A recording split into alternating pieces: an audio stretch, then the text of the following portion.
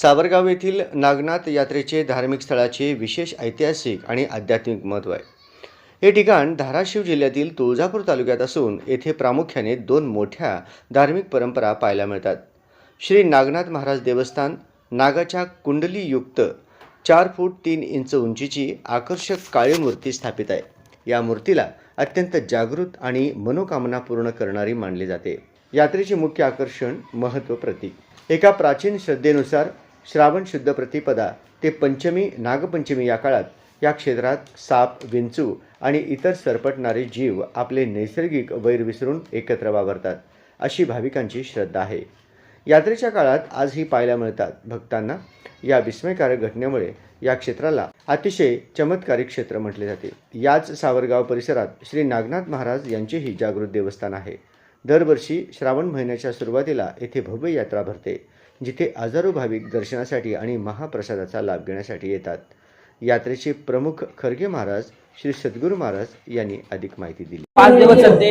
अमावस्या, श्रावण अमावस्या ते पंचमी पर्यंत ही यात्रा चालू असते. या यात्रेमध्ये श्री सद्गुरू नागनाथांना पहिल्या दिवशी तैलाभिषेकाने कार्यक्रम चालू होतो आणि दुसऱ्या दिवशी नागनाथांची आरती, महापूजा, भावाचा उपवास आणि त्याच्यानंतर भावाचा उपवास झाल्यानंतर नागनाथांचं शंकराचा अवतार असलेले श्री श्री सद्गुरू नागनाथ महाराज यांचा खरग तीर्थावरती भाकणूक प्रसाद आणि या राजकीय भाकणूक होती, पूर्ण गावाची भाकणूक होती आणि सर्व समाजातल्या बांधवांनी या इथं आपल्या गावातल्या सर्व जाती धर्मांना मान आहे.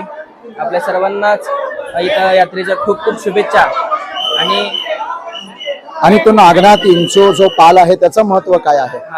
नागनाथ महाराजांचं इथं साक्षात दर्शन म्हणजे महाराष्ट्रामध्ये बरेच ठिकाणी होतंय, पण आपलं विशेष म्हणजे नागनाथांचे भक्त होते. नागापूर म्हणून अगोदर सावरगावला चिकूनच मळ्यामध्ये गाव होतं अगोदर. आता ते नागनाथांचं भूकंप ह्याच्यामुळं ते म्हणजे भूमिगस्त झालेलं आहे. तरी आता सध्या श्री सद्गुरू नागनाथ महाराजांचं इथं स्थायिक झालेले आहेत. एक काय कारण म्हणजे तरी नागनाथांचे भक्त होते. नित्यनेमाने त्यांनी नागनाथांची मठात मंदिरात जाऊन पूजा अर्चा करत असत. नागनाथ तिथं साक्षात शिवशंकराचा अवतार असलेले नागनाथ महाराज त्यांना म्हणजे पूजा नंतर शिवलिंगाची पूजा झाल्यानंतर सद्गुरू नागनाथ महाराज त्यांना तिथे येऊन भेट देत असत रोज. तरी त्यांची दररोजची दिनचर्या अशी चालत असत. तरी एक दिवस त्यांना त्यांच्या मनात आलं की आपण काशी या तीर्थयात्रेला जाऊ. अशा तीर्थयात्रेला जात असताना नागनाथ महाराज त्यांच्या मुलाला सांगितलं की नागनाथाची सेवा तुम्ही करा, आता मी तीर्थयात्रेला जातो असं म्हणून नागनाथ महाराज सेवा त्यांचा मुलगा पुढे चालत ठेवला. पण ह्या कलियुगामध्ये लोभ, मद, मत्सर नावाच्या गोष्टी आहेत. त्यामुळं मनामध्ये लोभ उत्पन्न झाला आणि त्यांच्या पत्नीलाच ऐकून त्यांची पत्नी अशी म्हणाली की रोज म्हणजे काय होत होतं की नागनाथ महाराजांची पूजा करत असताना नागनाथ महाराज त्यांना भेटीला आल्यानंतर पोथी वाचन झालं की म्हणजे त्यांना काहीतरी लाल देऊन जात असत, काहीतरी मोती मौल्यवान वस्तू त्यांना काहीतरी देऊन जात असत रोज. मग ही मनामध्ये लोभ उत्पन्न झाला. रोज आणण्यापेक्षा एक दिवसच सगळं जाऊन आणावं असं म्हणून त्यांच्या पत्नीचे मनामध्ये तयार झाली आणि लोभ तयार झाला आणि मग ते त्यांचं ऐकून तसंच गेले. त्यांनी श्री शिवशंकराची पूजा केली. पूजेच्या वेळेस श्री सद्गुरू नागनाथ महाराज तिथं आले आणि मनातल्या लोभामुळं त्यांनी त्यांना ठार करण्याचा निश्चय केला आणि हात उचलला.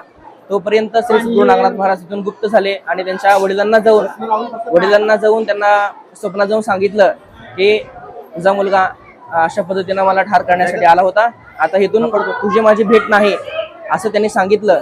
त्यावेळेसच ते त्यांचा मुलगा आणि पत्नी या सद्गुरू नागनाथांच्या त्या दिव्य दृष्टीने तिथं स्मरण पावले आणि स्वप्नात जाऊन सांगितलं. त्यांच्या वडिलांना स्वप्नात जाऊन सांगितल्यानंतर त्यांनी तीर्थयात्रा सोडून आले वापस आणि नागनाथांची विनवणी केली. श्रद्धा, भक्ती, विश्वासाने नागनाथांची विनवणी केली. त्या विनवणीला मान देऊन सद्गुरू नागनाथ महाराज तिथून रुसून इथं आले होते आणि त्यांना सांगितलं की मी आता तुला काय भेट देणार नाही, पण श्रावण अमावस्या ते पंचमीपर्यंत या 5 दिवसामध्ये मी तुला साप, पाल आणि विंचू यांचं महत्व म्हणजे साप म्हणजे सद्गुरू नागनाथ महाराज, पाल आणि विंचू म्हणजे त्यांच्या दिव्य दृष्टीने जे मरण पावले होते त्यांना सुद्धा घेऊन मी तुला भेट देईन असं त्यांनी नागनाथांना त्यांच्या भक्ताला सांगितलं. आणि तेव्हापासून श्री सद्गुरू नागनाथ महाराजांची या भक्ताखातर इथं आज तागायत सद्गुरू नागनाथ महाराज इथं भेट देतात. तरी आपण तुम्ही जाऊन आपण सर्वांनी बघावं. तिथं हेच यात्रेचं महत्व आहे. नागनाथ फक्त ना फक्त सर्व भक्तांखात्री केलेले आहेत. तरी इथली दिव्य अनुभूती घेण्यासाठी प्रत्येक जगातल्या सर्वांनीच यावं. आता महाराष्ट्र, कर्नाटक, आंध्र प्रदेश आणि सर्वच भागातून भाविक लोक इथं येत आहेत, अगोदरपासूनच येत आहेत. तरी आपण सर्वांनी या कैवल्य आणि नागनाथांचा आशीर्वाद घेण्यासाठी, त्यांची दिव्य अनुभूती आणि स्वतःमध्ये आत्मसात करण्यासाठी इथं यावं एवढीच आपल्या समोर विनंती करतो. काहीच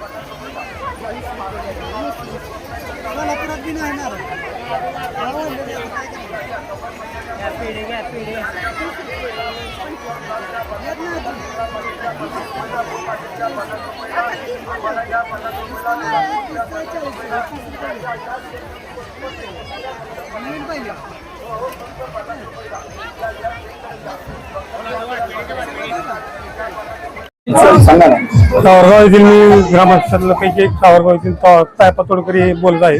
नागनाथ महाराजांचं पहिलं पुरातन नाव नागापूर होतं.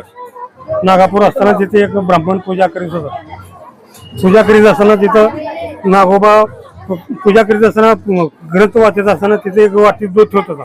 दूध ठेवत असताना तो नाग कथा पूर्ण ऐकत होता. ऐकत झाल्यावर त्यांच्या पोटातनं एक दूध पित होता. दूध प्यायल्यावर तो नाग एक लाल पेत होता वाटीमध्ये ठेवल्यावर तो नाग दूध ठेवल्या की जात होता. असं करीत करीत करीत त्याने महिनाभर प्रसन्न केल्यावर त्याची काशीला जायची तीर्थयात्रा करायची इच्छा झाली. इच्छा झाल्यावर तो मुलाला विचारतो. मुलाला आणि त्याच्या सुनाला सांगितलं की मुलगा म्हणली आम्ही करू म्हणली तुमची व्यवस्था, तुम्ही जावा तीर्थयात्रेला काशीला. मग जाता जाता त्यांनी गेले. एक महिनाभर झाल्यावर तिचा नागोबा प्रसन्न होऊन त्यांना म्हणले तुझा मुलगा आहे, तुझी सून आहे का, ते मला असं घात करणार आहे. त्यांच्या पोटाला जेवढं लाल येते तेवढं मारल्यावर त्याचे लाल बाहेर पडते. ते लाल बाहेर पडले की आपण सांगतो घेऊ आणि त्यांची यात्रा संपवू असं म्हणले. मग ते नागनाथ महाराज तिथे तीर्थयात्रेला जाताना त्यांच्या स्वप्नात गेले की मला तुझा असा मुलगा मला मारणार आहे, घात करणार आहे, त्याच्यावर माझी तुझी भेट नाही. तो तिथनं परत येताना तो मला तसं करू नका, जेव्हा तुम्ही इथे या मी दर्शन देतो म्हणल्यावर त्यांनी तिथनं माघारी आली.